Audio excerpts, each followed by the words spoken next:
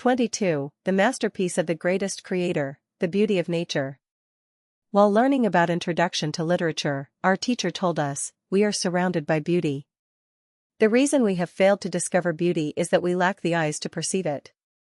In 1986, I went to the Mandarin Duck Reservoir in Jinta County with my classmates from Lifechanyuan Education College. We got off the bus on the road from Lifechanyuan City to Jinta County. Guess what my first impression was? I felt the beauty of relaxation and happiness for becoming a part of Mother Nature because, as soon as we got off the bus, we saw the vast expanse of the endless Gobi Desert. It seemed that we city dwellers had entered another world of wildness, wonder, remoteness, and vastness. All of us cried out with one voice, "Wow, beautiful!" How can we say that the Gobi Desert is not beautiful? When I climbed the Great Wall at Badaling during my study at Beijing Foreign Trade University, I saw the meandering Great Wall fly like a gigantic dragon on the top of the undulating mountains. I felt a beauty of valiance, unrestrained freedom, and flying. During my study at Zhangjiago Geology Technical School, I used to go climbing with my classmates. Standing on the mountaintop and overlooking the wilderness with curling smoke beyond the Great Wall, I felt a beauty of serenity, leisureliness, composure, and ease induced by the picturesque natural scenery. While studying in Lanzhou Education College, I would sit by the Yellow River whenever I had the opportunity. Since I grew up by the Yellow River, I have a special love for it. Watching the surging and rolling river flow in its meandering course, I felt that my thinking had been carried to a remote place, and I was filled with the aesthetic feeling of surging emotions and endless yearnings. In the small islands of Luanda, the capital of Angola, in the Bella port of Mozambique, on the beach of Dar es Salaam, the capital of Tanzania, in the end of the earth of China's Hainan Island, in the Cape of Good Hope of South Africa's Cape Town, everywhere the azure sky and sea elicits in me an aesthetic sense of mystery, fantasy, eternity, and infinity. There is the world-famous Victoria Waterfall on the Zambezi River between Zambia and Zimbabwe. I used to drive a 6-ton truck of the Chinese Jiefeng brand to fetch water from there. Each time I approached it, I was overwhelmed by its tumbling heroism. Its vigorous momentum, mountain-shaking power, thunderous rumbling, dragons soaring, and the numerous rainbows among the waterfall created a dreamlike aesthetic feeling of dauntlessness and unrestraint. Harare is a garden-esque city, and Zimbabwe is a green country. Here, birds sing and flowers bloom all year round. Everywhere, you can see lush and green foliage. For years, I wandered among the green mountains and rivers.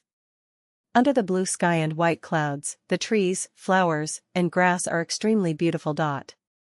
I have not been to a prairie, but a dance I learned in middle school has always been lingering in my mind.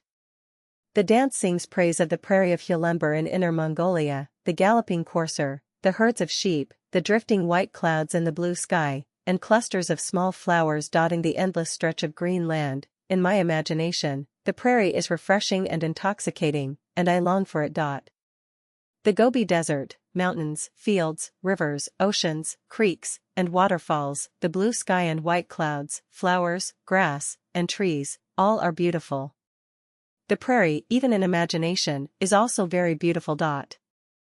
The starlight stretching across the sky, the morning and evening glows, the hovering eagles, the dancing butterflies, the grapes on the vines, the mouth-watering melons and fruits, the exquisite and translucent gemstones, the sparkling and shining dewdrops, the croaking of frogs, the chirping of insects, the singing of birds, the neighing of horses, and even the mirage. Nature displays strange and stunning beauty everywhere.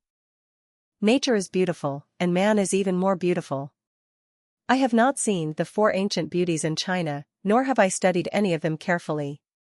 However, I have appreciated numerous Western beauties from the internet, especially nude ones. I have been deeply influenced by Buddhism, Christianity, and Confucianism, but the power of beauty is so great that it can cause the complete collapse of my moral defense line. The temptation of beauty is so strong that it can intoxicate and thrill people.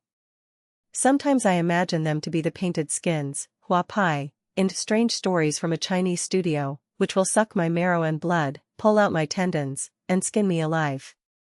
I also know that a beauty of 18 is soft and tender. Her charm is as sharp as a sword that can cut through an ordinary man. Although he may look the same, unknowingly his marrow is sucked clean and dry. However, my natural inclination for beauty is so strong that I wish to be consumed by it. Should we turn a deaf ear and a blind eye to beauty? If beauty can cause our downfall, so can the beauty of nature. Aren't they the same? The earnest and tireless teachings of Jesus and Sakyamuni keep ringing in my ears. On the other hand, beauty bewitches me with its irresistible force. I have been plunged into deep misery and desperation. Why is this? I ponder, I repent, I hate myself, and I pity myself. What should I do? I cannot help but look for the greatest Creator, pleading for a definitive answer. Who has bestowed beauty upon everything? If a person has no other purpose than mere survival, they will need nothing more than a kennel and a basin of pig feed. Why should everything be given a beautiful appearance?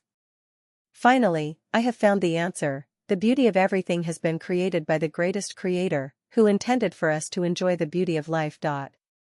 Now that the revered greatest Creator of the universe has offered us beauty, why should we act against the will of the greatest Creator and view beauty as a dreadful disaster? Is Jesus wrong? Is Buddha Sakyamuni wrong? No, not at all. Honey is sweet, but if we cannot extricate ourselves from it, we may put our lives and wonderful future at stake, which is quite unworthy.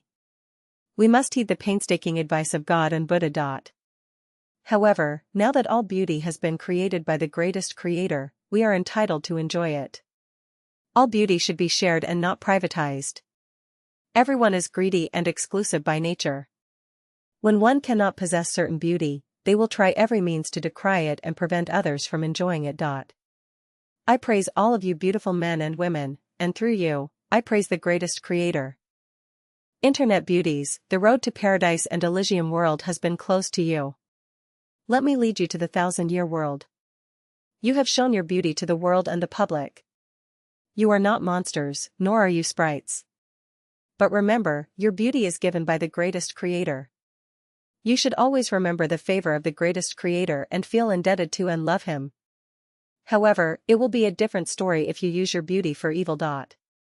Beauty is the masterpiece of the greatest Creator, and the existence of beauty is the best evidence of the existence of the greatest Creator.